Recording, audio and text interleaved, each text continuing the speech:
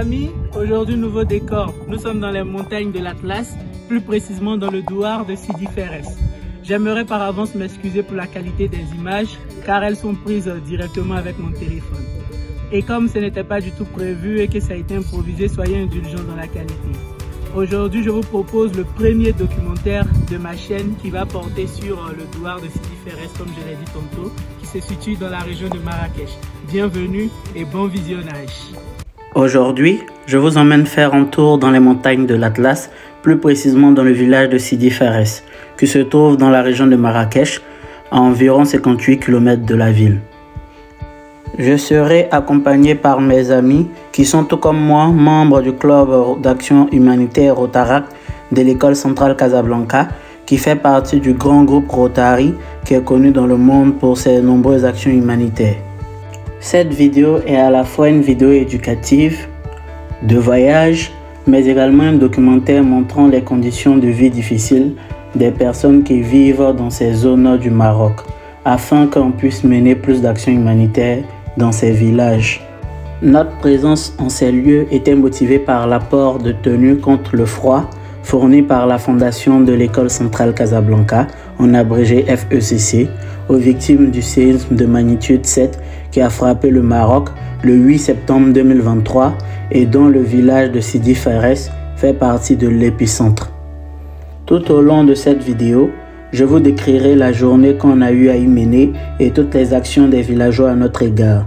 J'espère que la vidéo vous touchera car j'ai moi-même été beaucoup ému par cette journée. Sans plus tarder, commençons.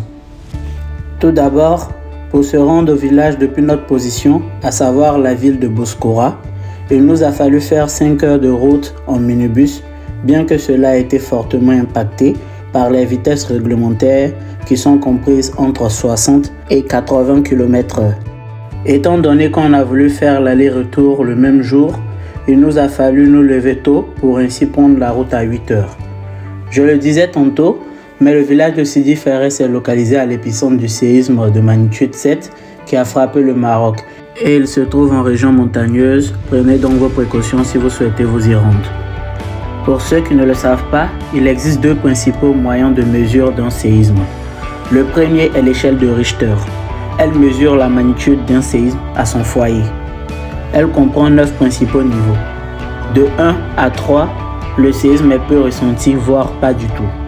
De 4 à 5, il est nettement ressenti, mais cause peu de dégâts. De 6 à 7, il est destructeur. Et c'est de ce niveau qu'était le séisme qui s'est abattu sur le Maroc le 8 septembre 2023. À partir de 8, le séisme, en plus d'être destructeur, est plus ressenti sur une grande distance et à 9 ou au-delà, il est dévastateur. Toutes les structures sont détruites sur une large superficie et s'il se déclenche en mer, il peut causer un tsunami dont les vagues ont des hauteurs comprises entre 20 et 30 mètres.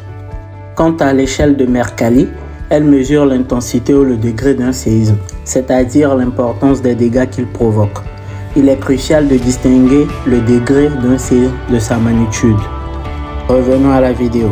Étant donné qu'on a dû se lever tôt pour se rendre dans le village, nous n'avons pas eu le temps de prendre le petit déjeuner.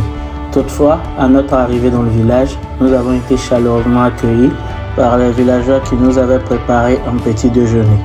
Et c'est là qu'était mon premier choc, d'observer tant d'hospitalité à notre égard alors qu'ils ont eux-mêmes du mal à joindre les deux bouts. Après avoir petit déjeuner, nous sommes allés à la rencontre des villageois qui étaient tous accueillants les uns que les autres.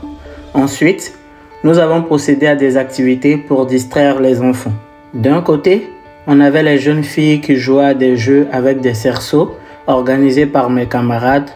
Quant aux jeunes garçons, mes autres amis et moi-même les avons réunis pour leur prodiguer des conseils sur le travail et l'acharnement dont ils devaient faire preuve pour sortir de la situation dans laquelle ils se trouvaient.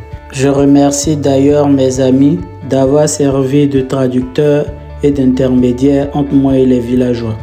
Car en effet, la langue parlée par eux est l'amazigh dont je n'ai aucune notion. Après l'étape des conseils, nous avons tous chanté en chœur autour d'un cercle qu'on a formé sous la supervision de notre chef d'orchestre, Oumeima, qui s'est chargé de donner le rythme des chansons. Après avoir chanté, nous avons procédé à une partie de foot.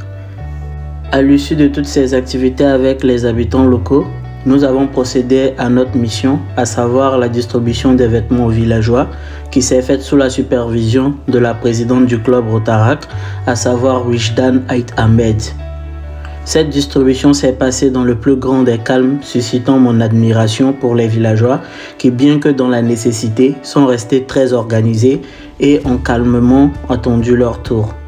Chaque habitant est réparti avec au moins une tenue contre le froid pour ses enfants, car oui, les tenues dont nous disposions pour cette mini-caravane étaient destinées aux enfants, car ce sont eux les plus affectés par les températures froides. Toutefois, cela n'est clairement pas suffisant. Il faudrait que plusieurs autres actions soient menées dans ces régions qui sont parmi les plus défavorisées du Maroc. Après la distribution des hoodies et des bonnets, les villageois nous ont une fois de plus surpris par leur générosité sans égale et leur hospitalité en nous invitant pour le déjeuner. Et pour le coup, ils se sont surpassés car c'est un déjeuner en 3 étapes qui nous a été proposé. Nous avons commencé par un plat de couscous qui était plutôt bien fait, suivi de la spécialité marocaine, à savoir le tagine, et un dessert de fruits variés qui comprenait des bananes, des pommes et des oranges.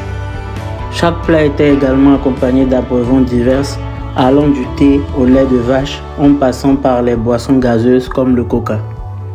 Après le déjeuner, ce fut le moment de se dire au revoir et c'était le moment le plus marquant et le plus déchirant pour moi, car l'un des villageois qui nous avait accueillis nous a raconté comment les villageois avaient vu leur habitation s'effondrer à cause du séisme et étaient obligés de dormir dehors dans le froid, surtout que nous sommes en région de montagne, en haute altitude, qui plus est en hiver. Et comme les fois précédentes, c'est une fois de plus l'un de mes amis qui m'a fait la traduction et j'en avais le souffle coupé. Avant de rentrer, nous avons tenu à immortaliser ces moments qui étaient à la fois déchirants, attristants et affligeants, mais également uniques de par les liens qui se sont créés. Je ne saurais terminer cette vidéo sans remercier ses principaux acteurs, à savoir Wijdan Ait Ahmed, la présidente du club Rotaract. Osama, qui est le principal auteur des photos et des vidéos dont je me suis inspiré pour réaliser cette vidéo. Ajar Elk et Zineb Moulan qui ont également participé à la prise des photos. Adam Chafé, Iman El Garzi et El Machi Oumeima qui m'ont servi de traducteur et traductrice auprès des villageois, mais également toutes les autres personnes présentes ce jour-là, à savoir Ismaël Ashbani, Frik Haya, Hiba Karim, Yassir Shahoub, Toguyala Radjianouba Eunice, Laïla Al-Mahatawi, Youssef Sissi, Mohamed Benkira, Khadija Alouane et moi-même. Nous arrivons à la fin de cette vidéo. Merci d'être resté jusqu'ici. Si elle vous a plu, n'hésitez pas à la liker et à vous abonner. N'hésitez pas également à la partager massivement afin de toucher le maximum de personnes. Qui sait, peut-être qu'un généreux donateur pourrait venir en aide aux habitants de cette zone du Maroc. N'oubliez pas également d'activer la cloche de notification pour ne rater aucune de mes prochaines vidéos. Sur ce, c'était Amlas. Ciao!